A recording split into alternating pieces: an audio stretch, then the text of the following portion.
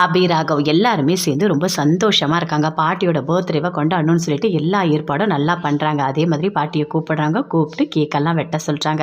எல்லாருமே வந்திருக்காங்க. அவங்க எல்லாருமே கிஃப்ட் கொடுக்குறாங்க. அதே மாதிரி அபி, ஆகாஷ் எல்லாருமே சேர்ந்து கிஃப்ட் கொடுக்குறாங்க. எல்லாமே சூப்பராக பண்ணிகிட்ருக்காங்க. ஆனால் முரளிக்கு மட்டும் அப்படியே கடுப்பாக இருக்குது. என்ன பண்ணலாம்? அபி இன்னையோட வீட்டை விட்டு வெளியே போயிடணும். அதுக்கு தகுந்த மாதிரி நம்ம பிளான் போடணும் அப்படின்னு யோசிக்கிறாரு. சரி, சிவராமன் இங்கே வந்திருக்காரு. அவரை நம்ம நல்லா குடிக்க வைக்கலாம். குடிக்க வச்சு உண்மையை சொல்ல சொன்னால் கண்டிப்பாக ராகவா அபியை இன்னையோட வீட்டை விட்டு வெளியே அனுப்பிடுவோம் அப்படின்னு யோசிக்கிறாரு. அதே மாதிரி போயிட்டு நல்லா குடியெல்லாம் ஊற்றுறாரு. ஊற்றிட்டு ஜூஸுன்னு சொல்லிட்டு எல்லாருக்கும் கொடுக்குறாரு. கொடுக்கும்போது இவருக்கு மட்டும் குடியை மட்டும் கொடுக்குறாரு. அது ஜூஸுன்னு நினச்சி எடுத்து குடிச்சிட்றாரு அபியோட அப்பா. குடிச்சிட்டு அப்படியே ஒரு மாதிரி இருக்கார். எல்லாருமே பார்க்குறாங்க. அப்படியே வராரு. எல்லாமே அங்கே பர்த்டே கொண்டாடிட்டு இருக்காங்க. அந்த பொதுவான இடத்துல வந்து நிற்கிறாரு.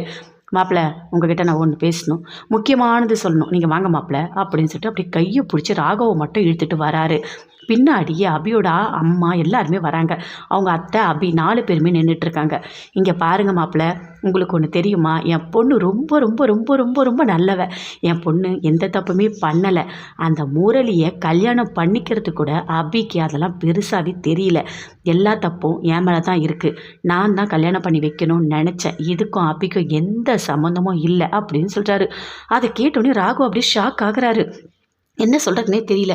அப்போது உங்களுக்கு முன்னாடியே முரளியை தெரியுமா அப்படின்னு கேட்குறாரு. எங்களுக்கு முன்னாடியே தெரியும் மாப்பிள்ளை.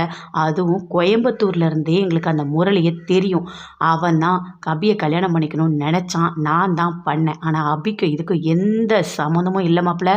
என்னை நம்புங்க அப்படின்னு அப்படியே கத்துறாரு. அதை பார்த்தோன்னே அப்படியே ஷாக் ஆகுறாரு ராகவ். அப்படியே கோவமாக வருது. அப்போது அபிக்கும் முரளிக்கும் கல்யாணம் ஆக இருந்ததா அப்படின்னு சொல்லிட்டு கேட்குறாரு.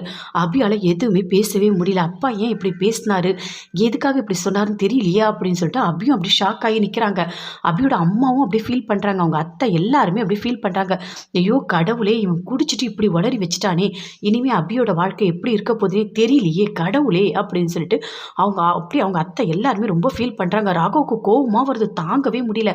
கல்யாணம் வரைக்கும் போயிருக்கா?